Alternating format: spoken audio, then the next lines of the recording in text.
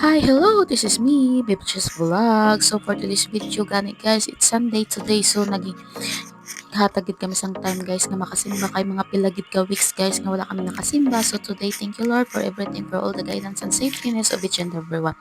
May you forgive us our sin. So pagkatapos namin guys magsimba, isang diretso kami sa tinda para mangumpra sa inugpaligya ni Miss.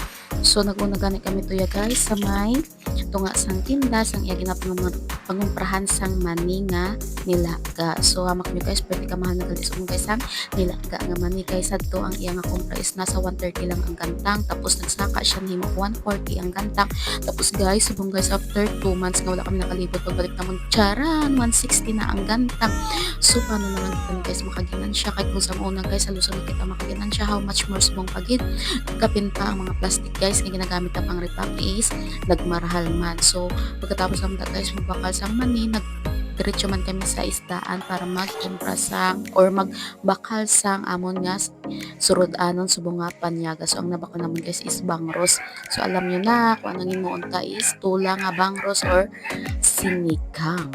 So nanguha na gani ako guys sang tangkong nga fresh na fresh halin sa fish pan. So ayun ang gani guys. So good thing nga may mga ara kita sa palibot ta kay makalibre na ta preska pa. So madigamo gani ako danay guys kung kag antis magpamutos ang amon mga inog baligya. So nantaw nyo guys ang amon din bakal bangros isa kabilog 100 pesos. So 1/2 kilo na siya guys, kaya ang 1 kilo is worth 200 pesos. So isa lang kabilog yung bakal namon nga bangros.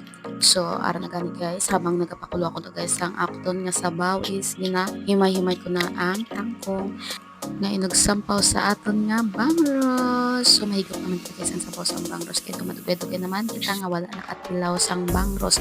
So kung kisa gani guys, kung amo ni guys nga time nga may libot na si Mr. is nagkaka sumudan naman kami guys sa mga sulit-sulit nga sudan, kung kisa karne, kung kisa manok, kung kisa bangros, kung kisa wala nang gani kami guys, kung kisa kabaka kang isda, kung kisa tinapa na lang nga ginalaswa.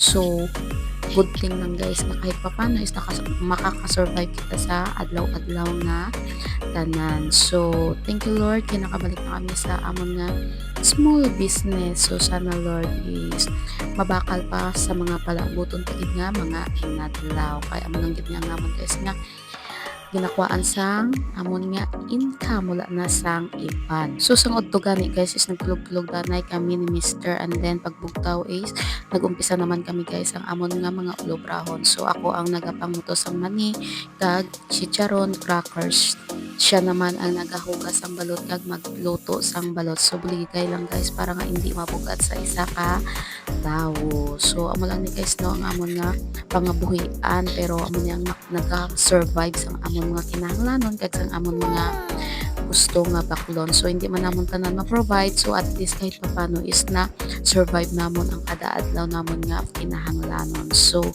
wala na sang arte-arte pa na tuduhan ta na lang nga kayod kag magtudo support man guys ino kay kung may savings kagya magabot ang time nga wala ka na sang kuan or wala ka na bala sang income guys is may kuuton ka. So amo lang na good thing lang gid guys nga may ara akong Mr. nga tama at tipid kung pag-abot sa kwarta. So kung makakapot gani sang kwarta daw hindi iron pagbuyan charis, pero good thing kita sa guys kay at least kahit papano is may bilin ka pang in case of emergency. So ara na gani guys, natapos na ako sa akon nga mani.